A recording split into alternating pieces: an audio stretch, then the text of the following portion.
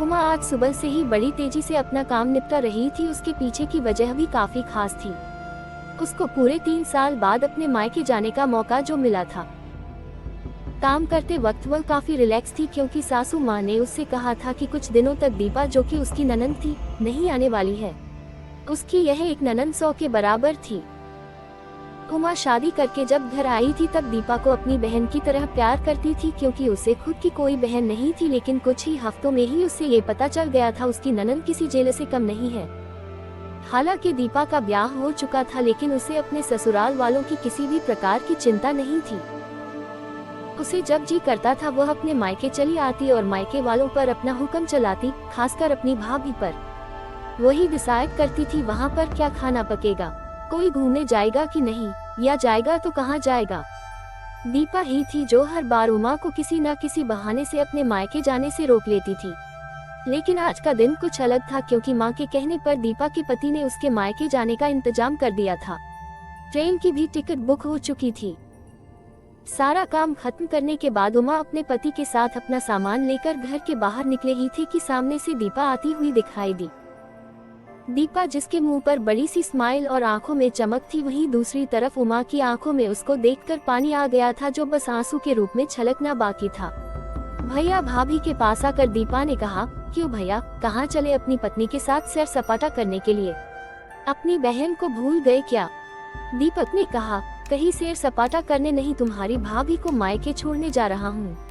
अच्छा, मैं आई और भाभी जाएगी, क्या आपकी पत्नी को मेरा आना पसंद नहीं है? दीपा ने भाई भाभी को टोंट मारते हुए कहा। मन में उदासी और आंखों में नमी लिए उमा पलटकर घर के अंदर जाने लगी क्योंकि उसने मान लिया था कि इस बार भी दीपा की वजह से उसके मायके जाना कैंसिल हो जाएगा। लेकिन तभी सामने से उसकी सास आई और बोली, तुम दोनों अभी तक रेलवे स्टेशन नहीं गए क्या? गाड़ी के पीछे दौड़ते हुए जाओगे? दीपा बीच में टपकते हुए बोली, यह क्या कह रही हो माँ? मैं आई हूँ और आप भाभी को मायके भेज रही हो, क्या अब आपको मैं इतनी खटकने लगी हूँ? माँ ने दीपा को डांटते हुए कहा, तेरा क्या है बेटा, तेरे लिए ये मायका थोड़ी ही है, ये तो तेरे लिए एक प्रवास स्थल है जहाँ तू जब जी चाहे, जब अपने ससुराल में बोरियत महसूस करे आ जाती है।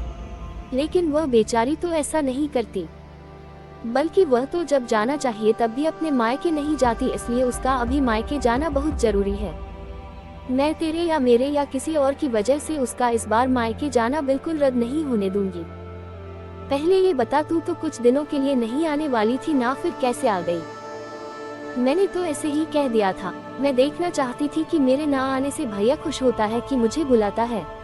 दीपा ने कहा, हाँ हाँ क्यों नहीं, कोई बुलाए या ना बुलाए, पर्यटन स्थल पर तो हर कोई जा सकता है। अब की बार मेरी बहू को उसके पर्यटन स्थल पर यानी कि उसके मायके जाने दे।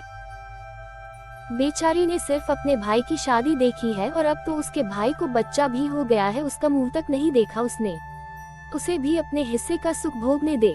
माँ ने दीपा को फटकारते हुए और उमा की साइड लेते हुए कहा। अपनी सास के मुंह से अपने लिए ऐसे शब्द सुनकर उमा की आंखें छलक गई। उसने अपनी सास को गले से लगा लिया।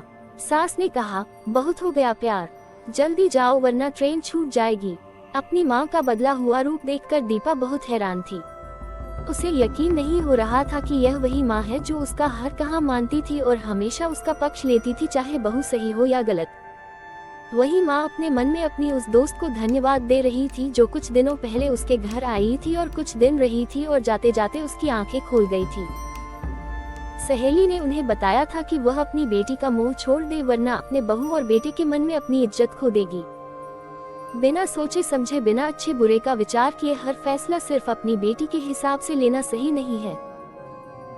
रेलवे स्टेशन पर ट्रेन के डिब्बे में बैठी उमा के चेहरे पर एक बहुत प्यारी मुस्कान थी जिसे देखकर दीपक को महसूस हुआ कि यह वह प्यारी मुस्कान है जिसे उसने 3 सालों से देखी नहीं थी।